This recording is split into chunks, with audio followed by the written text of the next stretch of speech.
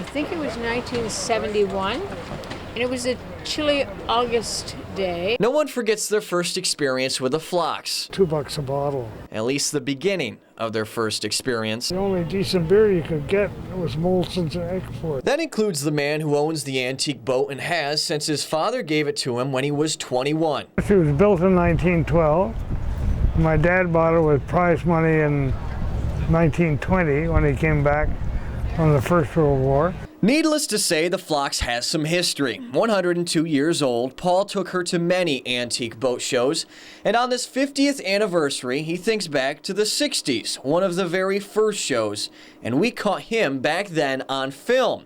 So we decided to catch up with him 50 years later. I can't really remember. But Paul couldn't really tell us about those early days of the boat show. What he could tell us was a few stories. I don't know, we got hit by lightning, which was quite a story in itself. Which were the original dishes. They decided to put them in a net and drag them overboard to wash them.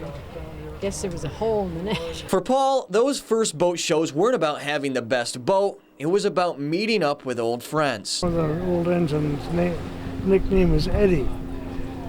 I don't know why we called it Eddie, but... For him, an antique boat's worth is not found in the mahogany, in the antique boat score, even in fresh varnish and new bottom paint. 50 years later, he measures antique value in the stories the hull holds and the people that help make them.